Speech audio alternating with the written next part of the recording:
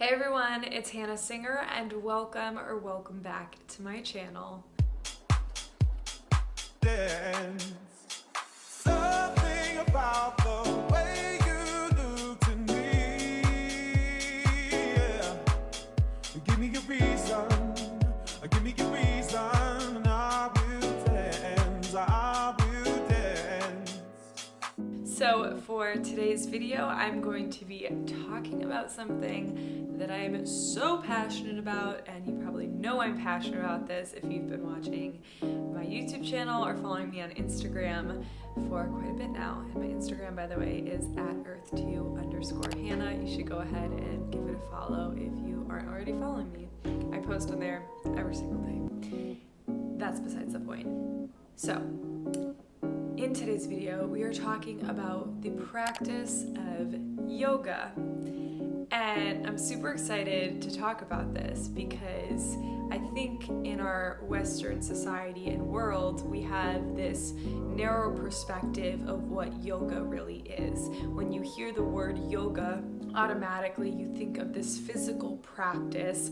But a lot of times when we talk about yoga, and when I talk about yoga with a lot of other people who don't practice yoga regularly, they have this vision of what they think yoga is based off what they see in our Western world, and that it's a physical practice that is unattainable for many people. And that is so far off of what yoga really is and what yoga really can be for you. And so that's why I want to talk about it today. I want to get into what yoga can be for you and the different aspects and avenues that yoga brings to our world, because it is so much more than a physical practice. And the beauty of yoga is that it is happening right now.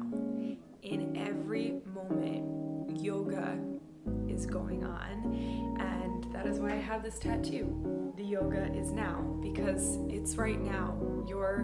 Your work in the practice of yoga is happening now. Let's get into the video. So for starters, what does yoga mean? The word yoga actually means to yoke or to unite. So a lot of times you can think of this in the way that you're uniting your breath, your body, and your mind.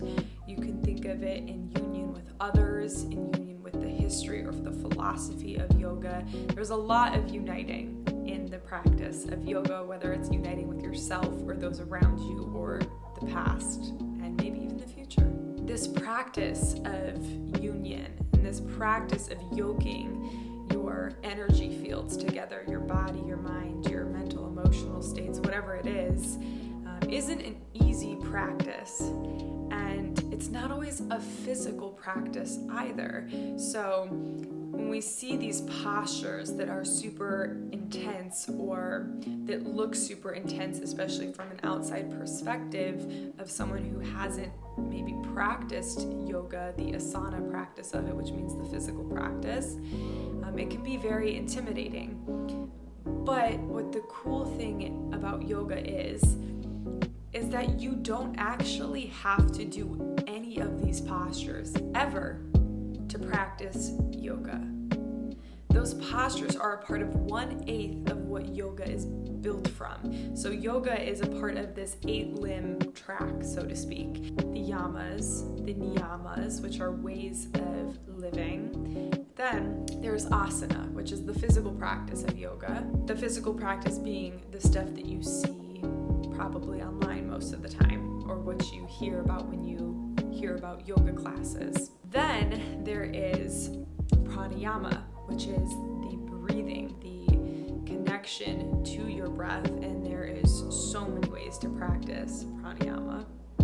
Some of them are incorporated within the asana or physical practices. Then we have pratyahara, which is your withdrawal from senses, and you can practice that in many different ways, whether it's in a physical practice.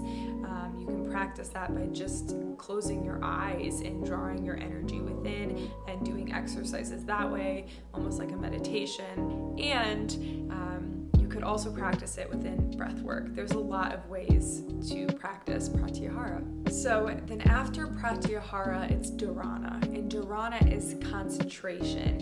It is the focus before you go into a meditation. This concentration can be practiced within a physical practice, a mental practice, breath work. There's so many other ways than just moving your body and going through an asana practice to practice dharana.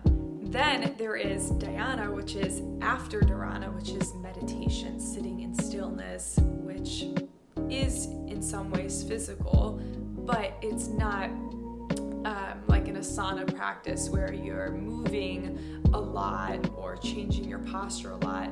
There is so many ways to practice meditation. There's no one way is right, one way is wrong. Same thing with an asana practice. There's so many different types of asana and they can all be practiced differently. Same thing with pranayama, your breath work. There's so many different types and they all are practiced differently. So then after dhyana, there is samadhi, and samadhi is this state of pure bliss, this tranquil state, this state of connecting to your higher self, and that, of course, does not need to be practiced in a physical practice. You can find samadhi in so many other ways, whether it's through meditation, through concentration, through breath work, through any of the other limbs, but also through just your life, connecting with the energy of yoga, connecting with your truest self, connecting with the things that bring you peace and joy. You can reach a state of samadhi or pure bliss. So that was a very brief breakdown of these 8 limbs of yoga. This is what I learned when I first got trained in yoga, but I'm still learning so much about each of these limbs. There's so much to unpack and uncover and discover, and that's the beauty of yoga. There's such a rich history behind it and even a culture behind it that is so powerful and important to know and to talk about, because we only see a lot of times in the Western world, a lot of times, just this idea of what we think yoga is, and a lot of it is centered around this physical practice, and that can be not only intimidating but discouraging for people, because we're all dealing with different things in body and mind. We're all at different places in life, and the power of yoga is not doing these crazy postures.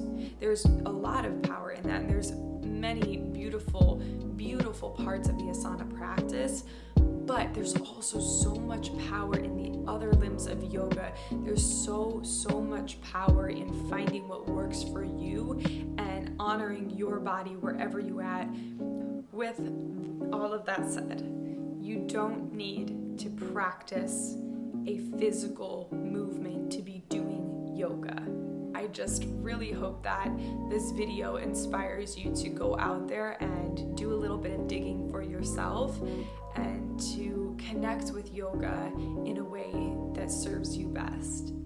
That was a lot of chatting about all things yoga, and I absolutely love it. I sincerely hope that this video inspires you to learn more about yoga, to unite with your best self in every moment, and to explore what it means to be a yogi in this day and age. And if you do practice yoga, share your thoughts down below. This is an open environment, a judgment-free environment. We're all learning and growing at our own paces. So yeah, feel free to share whatever you want to share, and I'd love to connect with you guys a little bit further. Make sure that you subscribe to my channel, give this video a thumbs up if you enjoyed it, and also hit the notifications bell. You'll get notified every single one more time. Hit the notifications bell, because you'll get notified every single time I upload a new video, which is now twice a week, every Sunday and every Wednesday. So I will catch you one of those lovely days. And don't forget that the earth is your playground, so play, maybe do some yoga, practice yoga in mind and body and spirit and soul, and I will catch you in my next video. So much love and so much peace. Bye. She's a Mona Lisa. Everyone's lining up to see her. There must be something about her features. You'll find her beauty goes much deeper once you get to meet her.